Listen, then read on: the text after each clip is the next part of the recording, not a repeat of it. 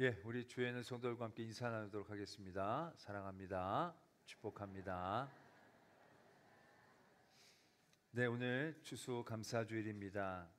늘 우리 감사해야 하지만 특별히 올 한 해 주신 은혜를 다시금 기억하며 감사와 기쁨으로 나가는 귀한 절기가 되기를 소망합니다. 들어오셔서 보셨겠지만 우리 바자회로 또 우리가 나눕니다. 이번 바자회 수익은 우리 필리핀과 케냐의 교회와 학교를 위한 선교 사역에 사용되어지실 것입니다. 오늘 7층에도 육개장이 판매가 됩니다. 오늘은 여러분들 다 사 드셔서 선교를 위한 일들 가운데 함께 동참해 주시면 감사하겠습니다. 여러 우중에 또 많은 분들이 수고하고 준비해 주셨습니다. 여러분들 뭐 이래라 저래라 하시기보다는 서로 격려하고 축복하며 아름다운 나눔과 섬김 되어지기를 소망하고요. 또 음식이나 이런 여러 가지 것들을 외부에 가시다가 버리지 마시고 떡볶이도 가다가 드시면서 다 먹으면 중간에 놓고 가시는데 작년에 그래서 민원이 있었다고 합니다. 참으로 안타까운 일이고요. 꼭 우리 교회 안에서 잘 해결이 될 수 있도록 여러분들 협조해 주시면 감사하겠습니다. 우리 추수감사주일을 맞이하여 편지, 감사 편지 나누고 있습니다.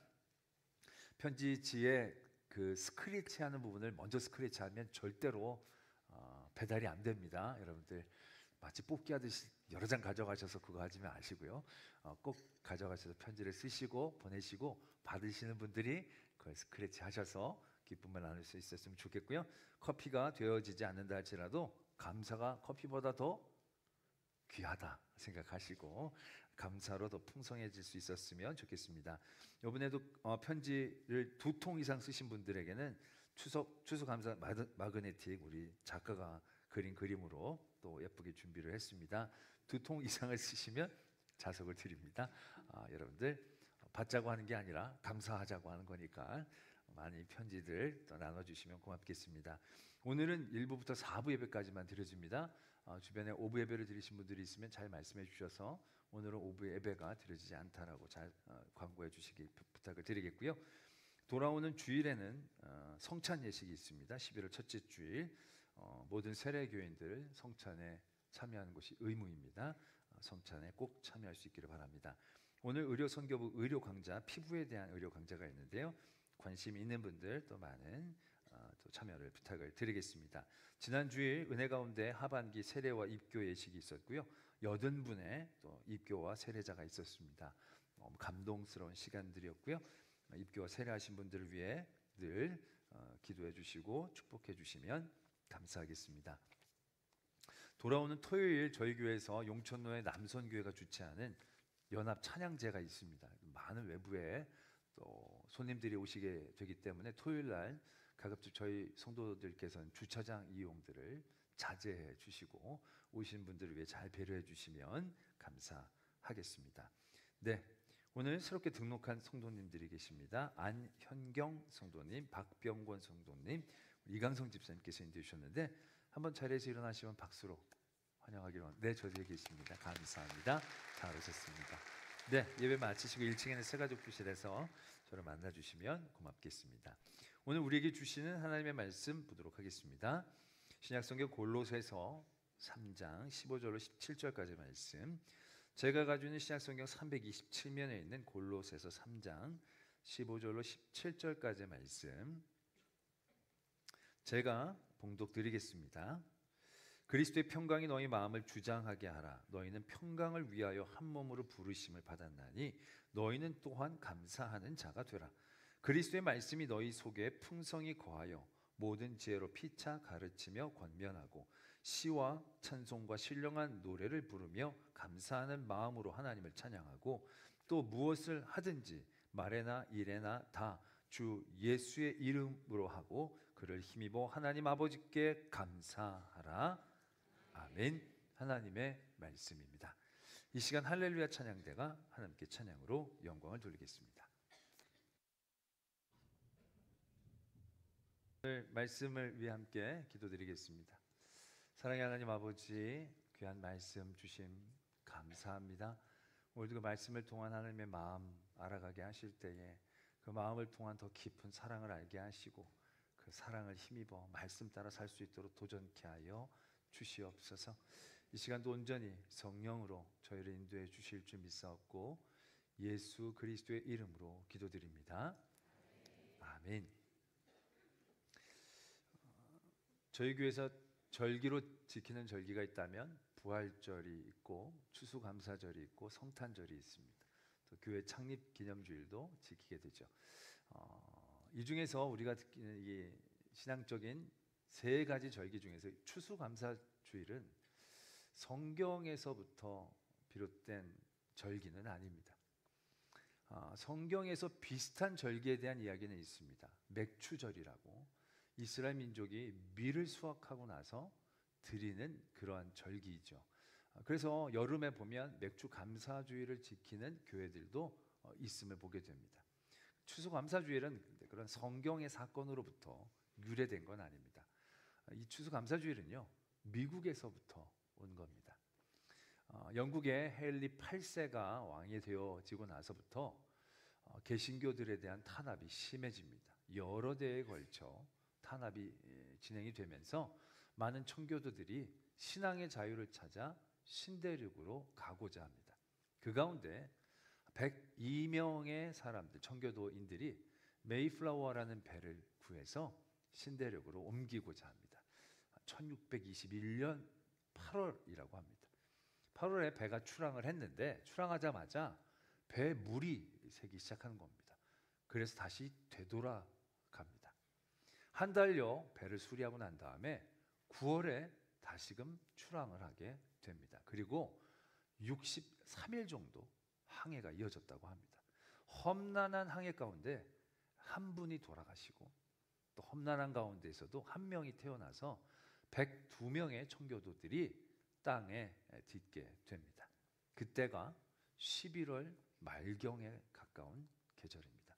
원래는 동쪽의 남쪽 부분으로 가려고 했지만 바람이 북동풍으로 부는 바람에 지금의 플리머스 약간 북동쪽에 위치한 곳에 이 청교도들이 닿게 됩니다. 그곳에 가보신 분들이 있으시면 아시겠지만 그곳의 11월 말은요 이미 초겨울의 날씨입니다. 그 지역의 겨울은 결코 쉽지 않았습니다. 생각해 보십시오. 그들이 얼마나 준비를 해가지고 올 수 있었겠습니까? 102명의 여러 다양한 연령대의 사람들이 그 추위가 시작되는 곳에 내려가며 집도 식량도 아무것도 없는 곳에서 그 계절을 버텨나간다는 것은 참으로 혹독한 시련이었을 것입니다. 그해 겨울에 52분이 돌아가시게 됩니다. 그리고 50명만 살아남게 됩니다. 그들을 가엾게 여긴 원주민 인디언들이 봄에 그들에게 씨앗을 좀 나눠주면서 경작을 하게 했습니다. 그러고 나서 그 씨앗을 뿌려 경작하고 난 다음에 추수를 하고 나서 그들은 추수하고 난 첫날 온전히 하나님께 첫 예물을 드리며 예배를 드리는데 하루를 보냈다고 합니다. 그리고 이튿날은 주신 음식을 나누며 즐거워했고요. 3일째는 칠면조 고기와 호박 파이를 만들어서 자신들에게 은혜를 베푼 인디언들과 함께 감사를 나누었다라고 합니다. 이것이 전통이 되어 링컨 대통령 때 국경일로 정하게 되어지고 지금까지도 11월 마지막 목요일을 땡스기빙 데이라고 하면서 명절처럼 지키게 되어진 겁니다. 그 전통이 선교사를 통하여 우리나라에 넘어오면서 추수감사주일을 저희도 지키게 되었던 것입니다. 여러 문화권마다 추수할 때가 되면 그 추수한 일들을 즐기는 축제와 제의들이 문화권마다 있음을 보게 됩니다. 대부분의 모든 문화권들이 그러한 시기에는 꼭 그런 일들을 하게 되어집니다. 우리나라도 보면 추석이라는 게 있지 않습니까? 추석 때 괜히 기분 좋게 모여가지고 서로 먹고 조상 생각하고 괜히 그러잖아요. 근데 그게 그럴 수 있는 게 그 가을이라는 우리 추수 계절이라는 그 분위기가 굉장히 괜히 넉넉해지지 않습니까? 벼가 누렇게 있고 그게 베어진 다음에 볕단이 쫙 올라가 있고 또 나무에는 감도, 밤도, 뭐 배나 이런 것도 옛날엔 있었는지 모르겠지만 하여튼 그런 것들, 대추니 뭐 이런 것들이 주렁주렁. 여러분들 감나무가 있는 시골에 한번 가신 적이 있으시면 아실 겁니다. 진짜 그 주황색의 빨간 감들이 잎이 떨어진 나무에 이렇게 딱 달려있는 거 보면 너무 예쁘죠. 탐스럽습니다. 그 뭔가 괜히 넉넉해지죠. 그런 넉넉함에서 감사가 나오고 생각하고 바라게 되어지는, 그리게 되어지는 그런 일들이 이제 모든 문화권들이 보편적으로 이루어진 것이죠. 그러나 이 추수감사절은 그러한 추수의 제의와는 사뭇 다릅니다. 왜냐? 그들이 물론 씨 뿌려 곡식을 거둔 그런 추수의 자리도 있었지만 그것은 넉넉함은 결코 아니었을 겁니다. 그들에게는 여전히 그들이 이미 지나왔던 혹독한 계절이 기다리고 있음을 알고 있는 그 지점이었다는 거죠. 이것으로 이 겨울, 그렇게 작년에 고생해서 많은 가족을 잃었던 그 겨울을 넉넉히 날 수 있을지에 대한 확신이 있었던 시간들도 아니었습니다. 그렇기 때문에 이 추수감사 주일의 감사는요, 뭔가 넉넉함과 풍성함 가운데서 이루어지는 감사라기보다는 생존에 대한 감사. 그러나 그 생존에 대한 감사가 되어질 수 있었던 것은 그 무엇보다도 그들이 마음껏 예배하고 마음껏 찬양하고 그들의 신앙의 자유를 누릴 수 있었던 그것을 위한 최소한의 것들도 감사할 수 있었던 감사였기 때문에 이 추수감사절은 그만큼 힘있고 영향력이 있어 우리에게까지 또한 넘어오고 지켜지게 된 것이 아닌가라는 생각들을 해보게 됩니다. 때문에 우리의 감사가 추석에 있는 그런 감사가 아니라 추수감사절 이 청교도들이 드렸던 그런 감사, 예배하고 함께 나누고 또 감사를 표현하고 전할 수 있는 최소한의 것들만 있을지라도 그렇게 감사할 수 있는 그런 감사로 나아가기를 도전합니다. 그런 가운데 오늘 우리가 드려야 할 감사의 모습들을 다시 한번 살펴보고자 하는데요. 오늘 말씀해 보면 이 감사에 대한 낱말이 많이 적혀져 있습니다. 이 골로새서 3장의 말씀은요, 우리가 여태까지 살펴보던 로마서 12장 이후나 또 십계명의 말씀하고 성격이 비슷합니다. 1절에 그리스도와 함께 다시 살리심을 너희가 받았으면 그 다음에 이렇게 살아야 된다. 이런 말씀이 적혀진 거죠. 우리가 로마서 12장 이후나 십계명의 말씀이라는 것들이 구원을 받았다는 자체가 우리의 공로, 우리의 선의가 아무것도 없다는 걸 의미하는, 전적으로 하나님의 은혜로 그 자리에 서 있는 우리들이 이제 그 은혜에 합당한 삶, 그 은혜를 더 누리기 위해 어떠한 삶을 살아가야 할지에 대한 가르침들이 적혀있는 부분들을 우리가 여태까지 쭉 보아왔고요. 골로새서 3장도 그러한 내용들을 담고 있는 겁니다. 그 가운데 오늘 우리가 15절을 읽었는데요, 15절에 그렇게 은혜를 받은 우리들이 무엇을 해야 할지를 우리에게 분명히 도전하고 가르쳐 주시죠. 뭐냐? 그리스도의 평강이 너희 마음을 주장하게 하라. 너희는 평강을 위하여 한 몸으로 부르심을 받았다. 이렇게 말씀이 적혀 있다는 겁니다. 우리가 하나님의 은혜를 받았고 믿음을 얻고 구원을 받았으면 우리는 평강해야 하는 것이 마땅합니다. 우리가 평안해야 한다는 것입니다. 평안을 지키기 위해 애써야 한다라는 것을 우리에게 가르쳐주고 계신다는 거죠. 예수님께서도요, 제자들에게 내가 너에게 평안을 준다라고 말씀하신 거예요. 평안을 우리에게 주신 거예요. 제자들에게. 우리에게 평안을 줬기 때문에 평안이 없다? 그럼 이거 굉장히 뭔가 문제가 있는 거예요. 부활하시고 나서도 처음으로 예수님이 제자들에게 뭐라고 말씀하시냐면 평강이 있을지어다. 그들에게 평강이 있어야 되는데 평강이 없으면 이게 좀 문제가 있다는 거죠. 하나님의 큰 은혜를 받은 우리들, 평강이 우리를 주장하도록 애쓰고 힘써서 평안한 상태가 되어져야 한다는 얘기죠. 그러나 여러분, 지금 여러분들 어떻습니까? 평안하십니까? 아멘, 감사합니다. 근데 여러분들 가운데 그런 분들이 계실 거예요. 일이 없어야 평안하죠. 그렇게 일이 많고 문제가 많은데 평안할 수가 있나요? 평안 누구나 안 하고 싶나요? 그런데 평안 할 수가 없는 걸 어떡합니까? 이런데도 마음만 붙잡으라는 이게 쉽지 않습니다. 뭐 이런 마음들이 생겨나가게 됩니다. 과연 우리에게 평안, 우리의 마음을 주장해야 하는데 어떻게 그 평안을 누릴 수 있을까? 우리는 평안이라고 하면 말 그 뜻 그대로 아무 일이 없는 상태를 의미하는 겁니다. 아무 문제나 아무런 어려움이 없는 상태, 무사한 상태. 뭔가 일이 있고 이슈가 있으면 안 되는 거죠. 그런데 우리들의 삶의 자리에서 일이 없기가 쉽지 않잖아요. 그런데 평안을 우리가 유지한다? 평안하라? 쉽지 않은 겁니다. 뭔가 예수님이 우리에게 원하시는 평안은 우리가 생각하는 것과는 결이 많이 다르지 않는가 생각해 볼 수 있는 대목이다라는 얘기죠. 더더군다나 예수님께서 평안 주시고 평안하라고 얘기하신 그 상황을 살펴보면 더 그렇습니다. 예수님이 내가 너희들에게 평안을 준다. 세상이 주는 것과 다르다. 라고 말씀하셨는데 그 말씀하실 그때 배경이 언제냐면 절대 평안할 수 없는 배경이거든요. 예수님께서 잡히시는 날 밤에 제자들과 함께 모이시면서 나 이제 잡힌다, 나 이제 떠난다, 나 이제 죽는다, 이런 얘기들을 제자들한테 하시는 거예요.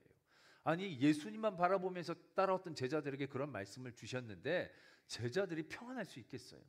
앞이 캄캄할 거면 이게 무슨 얘긴가? 정말 어리둥절해서 정신을 못 차릴 상황 가운데서 예수님이 이렇게 얘기하신 거예요. 평안하라. 그럼 그런 말을 하시지나 말든가. 실컷 사람 속을 뒤집어 놓고는 평안하라 라고 얘기하시면 이 어쩌란 말인가 라는 거죠. 또 부활하시고 난 다음에 제자들에게 처음 나타나셔서 평강이 있을지어다 라고 얘기하신다는 거죠. 그 상황이 평강이 되겠어요? 지금 예수님 돌아가시고 무덤에 갇혀 계시는데 이제 그들이 앞으로 어떻게 살아가야 될지 알지도 못한 상황 가운데 갑자기 예수님이 나타나신 거야. 그러면 놀래 자빠지지 않겠어요? 아니 그럼 놀래키시나 말든가. 그 걱정하고 있다가 갑자기 예수님 왔는데 갑자기 평강, 쉽지 않은 거죠. 화들짝 놀라겠죠. 이게 뭔 일인가, 꿈인가 생신가. 예수님 배반한 것까지 굉장히 마음속에 불편함들이 있을 수밖에 없는 상황에서 예수님 딴 얘기 하신 게 아니라 두려워 말라 뭐 이런 게 아니라 평강 있을지어다. 과연 예수님이 우리에게 주시고 우리가 누리기를 원하는 진정한 평안의 모습은 무엇인가? 라는 것이죠. 그걸 알아보기 위해 우리는 다니엘서의 한 가지 사건을 들여다보기를 원합니다. 다니엘이 사자굴에 던져지는 그 사건인데요. 너무 잘 아시죠? 다니엘의 노년의 일입니다. 다니엘의 노년에 나라가 한번 바뀌었습니다. 바벨론에서 페르시아로 바뀐 다음에 그 나라에서도 이 다니엘이 위상이 높아집니다. 그래서 거의 왕 다음에 2인자의 자리에 서게 되죠. 그랬더니 많은 사람들이 시기합니다. 어떻게든 다니엘을 끌어내리려고 애를 씁니다. 그래서 다니엘을 모함하기 위해 다니엘을 탈탈 털었는데 먼지 하나 안 나온 겁니다. 너무 다니엘이 온전하니까 방법이 없는 겁니다. 그때 그들이 생각합니다. 우리가 다니엘을 끌어내릴 수 있는 법은 그의 믿음 가운데서 찾아야 된다. 그래서 그들이 법령을 하나 만들죠. 왕 이외의 다른 신이나 사람에게 구하는 자는 30일 동안 구하는 자는 사자굴에 던져진다는 거예요. 30일 동안. 그거 하면 안 된다는 얘기죠. 왕에게 들이미니 왕이 그렇게 나쁜 법이 아니니까 자기한테 도장을 딱 찍어주는 거죠. 이제부터 다니엘에게는 큰 문제가 생긴 겁니다. 그러고 난 다음에 다니엘의 모습을 성경은 이렇게 적고 있습니다. 다니엘이 이 조소의 왕의 도장이 찍힌 것을 알고도 자기 집에 돌아가서는 윗방에 올라가 예루살렘으로 향한 창문을 열고 전에 하던 대로 하루 3번씩 무릎을 꿇고 기도하며 하나님께 감사하였더라. 이렇게 적고 있습니다. 지금 다니엘의 상황은 유사시입니다. 이게 문제가 생긴 거예요. 엄청난 큰 혼란의 시기인 거예요. 그 도장이 찍힌 걸 알고 그때부터 다니엘은 엄청나게 고민하기 시작했을 거예요. 야, 대적이 나에게 함정을 제대로 팠구나. 이제 30일 동안 기도하다가 걸리면 사자굴에 들어갈 터인데 이건 완전히 저들의 모함인데 이거 어떻게 하면 좋은가? 내가 가서 지난번처럼 기도를 해야 할지 말아야 될지 30일만 참으면 되는데 30일 동안 안 할지 아니면 숨어서 할지 어떻게 해야 이 함정에 걸리지 않고 살아남을 수 있을지에 대해서 끊임없이 생각하고 고민하는 그러한 시간을 지금 이 다니엘은 걷고 있는 겁니다. 굉장히 불안하고 굉장히 신경 쓰일 수밖에 없는 상황이죠. 근데 말씀에 적혀 있는 대로 제가 쭉 읽어드렸을 때 느낌이 어떤 느낌이었습니까? 막 두려워서 떨고 안절부절한 그러한 모습이 별로 느껴지질 않아요. 다니엘에게서 느껴지는 분위기는 일상이에요. 일상. 일이 생겼는데 일이 없는 것 같이 느껴지는 거죠. 우리는 이 모습을 평안이라고 얘기할 수 있다는 거죠. 다니엘이 굉장히 평안하게 느껴진다는 겁니다. 다니엘이 어떤 모습에서 그런 평안을 느낄 수 있는가? 다른 모습도 그렇지만요. 감사하였다라는 이 부분에서 우리는 확 평안을 느낄 수 있습니다. 만약에 이 부분을 빼면요. 어떻게 느낄 수 있느냐면 창문을 열고 전에 하던 대로 하루 3번씩 무릎을 꿇고 기도하였더라 라고 하면 이 기도가 굉장히 간절하게 느껴졌을 거예요. 평안한 기도가 아니라 쥐야 살려주시옵소서, 대적들이 나를 넘어뜨리려고 하는데 어쩌면 좋습니까? 막 이러면서 막 그럴 수밖에 없는 상황이잖아요. 지금 그 간절하게 느껴질 수 있는 대목인 거예요. 그런데 무릎 꿇고 기도하며 하나님께 감사하였더라 라는 말씀이 붙어지니까 느낌이 어떻습니까? 막 이랬을 것 같지 않은 거예요. 막 하다 우리가 감사할 때 감사합니다 막 이러지 않잖아요. 감사합니다. 이 감사는 어떻게 보면 이런 식으로 표현될 수밖에 없어요. 감사는 기쁨이고 평안이니까. 다니엘의 그 위기의 상황 가운데에 느껴지는 평안의 핵심은 감사에 있다는 것을 느낄 수 있는 대목이다라는 얘기죠. 다니엘이 그런 위기 상황, 마음이 두렵고 떨린 상황 가운데에서 감사를 할 때 무엇을 감사할 수 있었을까? 한번 떠올려 봅니다. 근데 그것이 그렇게 어려운 일은 아니더라고요. 왜? 다니엘이 감사하려고 했으면 감사할 게 어마무시하게 많더라고요.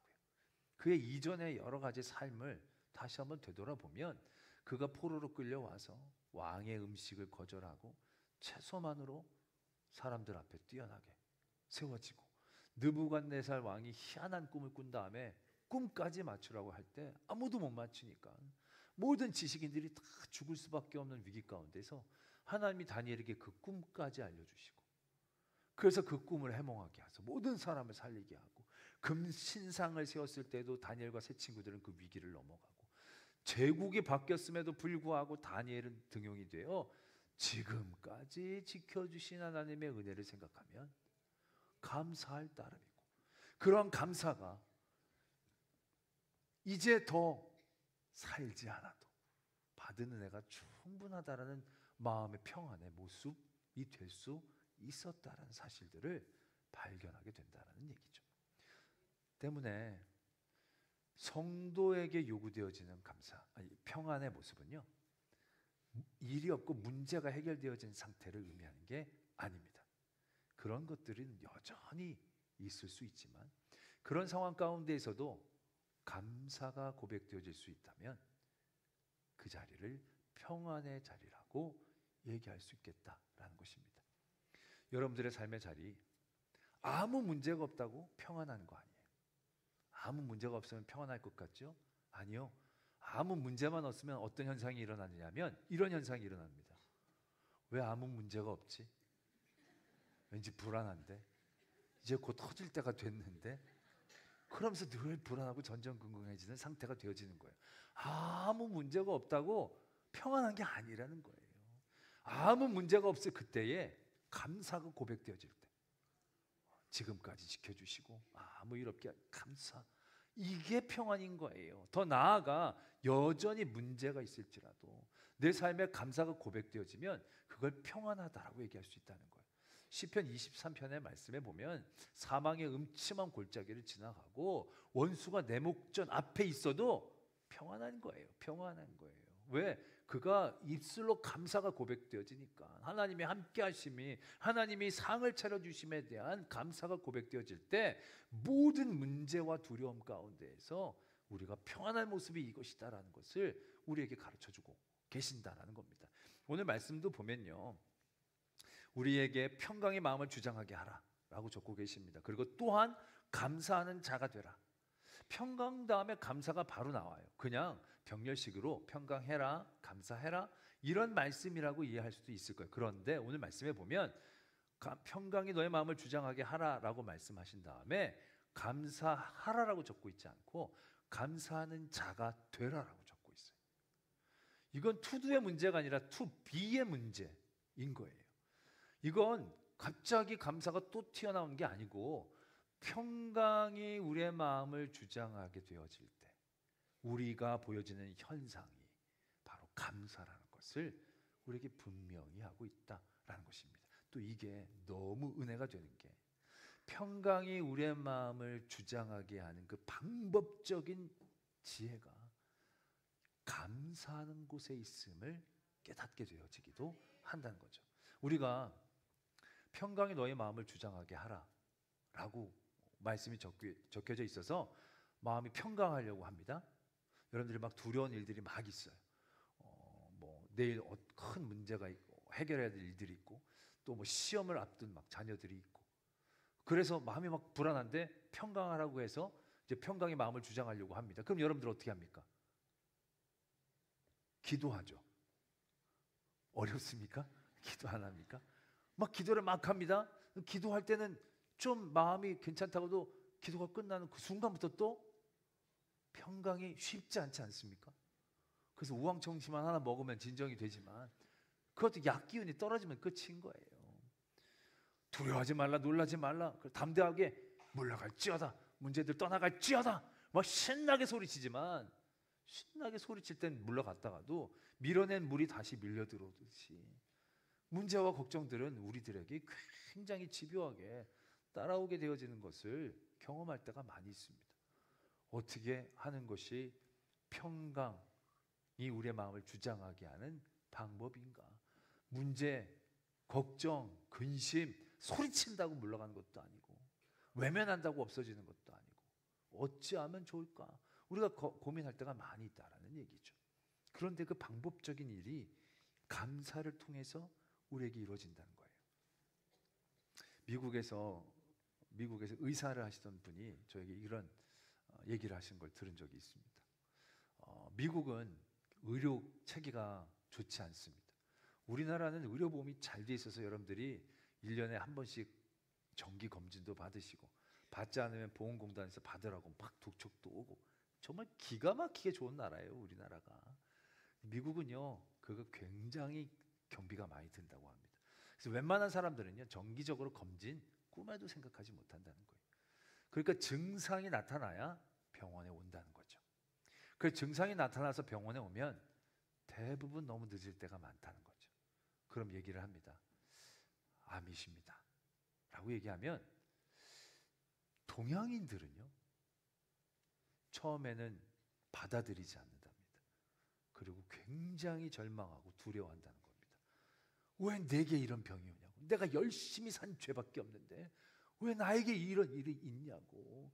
우리 형도 동생도 안 걸리는데 왜 나만 이런 게 걸리냐고. 뭐 여러 가지의 것들을 들이대면서 막 부정하고 괴로워하고 두려워하고 너무너무 힘들어하면서 간다는 거예요. 근데 서양 분들에게 암입니다 얘기하면 적지 않은 분들이 처음에는 좀 멍하게 있다가 감사합니다. 제가 저의 삶을 정리할 수 있는 시간을 이제 벌었군요. 그러고 돌아가는 분들이 적지 않다는 겁니다. 참 놀랍죠. 다른 신앙이 있고 그런 얘기들을 떠나서 감사가 가지고 오는 분명한 힘을 발견할 수 있게 되는 대목이다라는 얘기죠. 바울과 실라가 빌립보에서 전도하다가 귀신 들린 아이의 귀신을 쫓아줍니다. 그 주인들이 모함을 해서 바울과 실라가 매맞고 차코에 채워 옥에 갇힙니다. 너무 억울하고 화나는 일이에요. 왜? 바울과 실라는 원래 빌립보에 오려고 한 게 아니거든요. 그런데 하나님이 억지로 가라고 그래서 온 거거든요. 왔는데 전도가 그렇게 신통치 않았어요. 그러다가 하도 자기를 괴롭히는 사람들이 있기에 고쳐줬는데 이게 모함을 받아서 몇 가지 맞아서 감옥에 갇히게 된 거예요. 더군다나 사도 바울은 아시다시피 시민권을 갖고 있는 사람인데 정식 재판도 없이 옥에 갇히는 건 너무 억울하고 화나고 분한 일이에요. 그리고 그 사람들이 내일 아침에 또 어떤 해코지를 할지 알 수가 없는 그런 불안함 가운데에 사도 바울과 실라가 옥에 갇혀 있는 거예요. 근데 그때 성경은 사도 바울과 실라가 하나님께 기도하고 찬양했다라고 적고 있다는 겁니다. 기도하고 찬양했다는 거예요. 기도는 할 수 있지만 찬양은 하나님을 향한 그 영광과 감사의 마음이 없으면 쉽게 고백되어지는 게 아닐 겁니다. 그런데 그들이 그 감옥에서 찬양했을 때 어떠한 현상이 일어났느냐 하면 잘 아시다시피 지진이 나고 옥문이 열렸는데 그들이 달려나가질 않는 거예요. 그들이요 그냥 옥문만 달려나가면 돼. 그 당시에 뭐 도시만 떠나면 끝이지 뭐 쫓아 잡아오는 그런 시스템이 없었을 거예요. 그냥 억울함 가운데 그냥 나가면 되는 거예요. 하나님이 주신 은혜라고 생각하면 되는 거예요. 그런데 그들이 그렇게 급하게 움직이지 않은 거예요. 멈춰 선다는 거예요. 저는 그 대목이 너무 놀랍더라고요. 어떻게 그게 가능했을까라는 거죠. 그게 바로 찬양 가운데 있다는 거죠. 그가 하나님 앞에 찬양으로 감사할 수 있을 때 그의 마음에 여유가 생기는 거죠. 자기가 꼭 살아야겠다, 도망가야겠다 거기에 매이는 게 아니라 하나님 주신 평안이 그를 여유롭게 하는 거예요. 그리고 옥문이 열렸을 때도 여유롭게 하나님이 왜 열어주시는지 하나님의 또 다른 계획은 없는지 바라볼 수 있는 그런 시간들이 그들에게 허락되어졌다라는 얘기죠. 그 여유가 그 평안함이 그 간수의 집안을 구원하는 하나님의 은혜의 계획이 시작이었다라는 것을 우리가 분명히 떠올릴 수 있는 대목이다라는 것입니다. 바로 이것이 감사하는 자가 되어져야 하는 이유이기도 하다라는 것입니다. 우리의 평안은요 다른 곳에서부터 이루어지는 게 아닙니다. 감사할 수 있을 때 우리가 평안할 수 있습니다. 아까 다니엘도 그랬잖아요. 다니엘도 수없이 많은 위기와 위험들이 있지만 그가 받은 감사의 일들을 고백하며 감사에 집중할 수 있었을 때 그는 평안했다라는 거예요. 그 평안이 그를 주장하게 했을 때 그는 더 온전히 하나님의 은혜의 자리에 나갈 수 있는 그 자리를 지켜낼 수 있음 또한 우리가 분명히 기억할 수 있다라는 것입니다. 때문에 오늘 우리는 그러한 감사의 자리를 붙잡을 수 있어야 한다는 것입니다. 그냥 넉넉한 상황과 환경에 대한 감사가 아니라 청교도들처럼 그들에게 주어진 자그마한 것이지만 그것으로 감사할 때 닥친 혹독한 계절의 앞에서도 기쁨과 감사를 잃지 않을 수 있었고 그곳에서 더 하나님의 놀라운 일들을 이루어내갈 수 있었다라는 것을 떠올려야 한다는 것입니다. 그래서 오늘 우리는 이 감사의 절기에 감사를 통하여 하나님이 주신 평안을 온전히 누리기를 원합니다. 상황과 환경에 대한 것이 아니라 내게 주신 감사의 제목들을 다시금 고백함으로 평안을 누리기를 소망합니다. 그러나 우리가 더 중요하게 생각해야 할 것이 있습니다. 추수감사절에 중요한 게 추수감사가라고 생각하지만 아니라는 겁니다. 정말로 중요한 건 예수 그리스도이다라는 겁니다.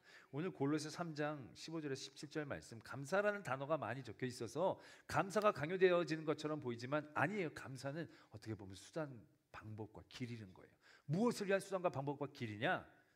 그리스도를 향한 그리스도의 평강이 그리스도의 말씀이 그리스도의 이름으로 그리스도를 힘입어 결국 그리스도를 향한 그 길 가운데 감사가 너무도 귀한 은혜와 지혜의 길이기 때문에 우리에게 도전한 겁니다. 때문에 우리가 감사함으로 평안을 얻자. 평안 얻기 위해 감사.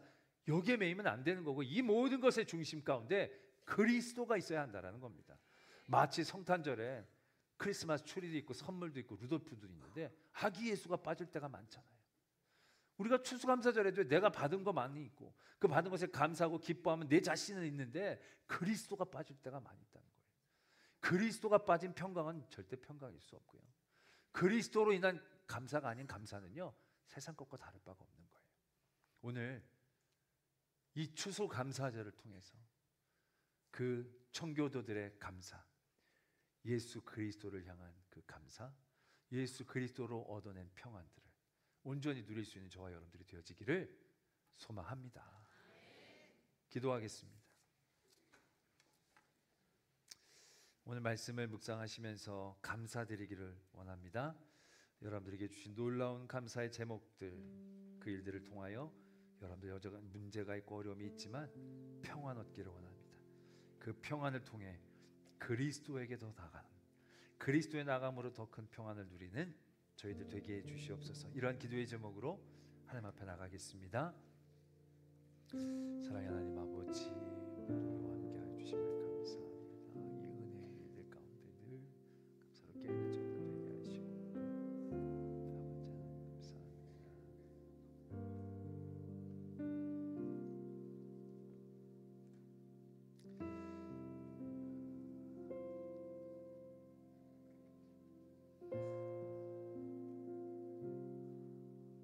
무엇 때문에 드려지는 감사가 아니라 그리 아니하실지라도 그럼에도 불구하고 드려지는 감사가 되게 하실 때에 감사를 통하여 평안을 누리게 하시고 그 감사와 평안을 통하여 예수 그리스도를 더 깊이 알아가는 은혜의 자리에 나가는 저희들 되게 하여 주시옵소서. 추수감사절 우리에게 주신 것 바라보고 세보며 감사의 자리로 나가는 우리들 가운데 예수 그리스도가 늘 살아계심을 고백하는 저희들 되게 하여 주시옵소서. 믿사오며 예수 그리스도의 이름으로 기도드립니다.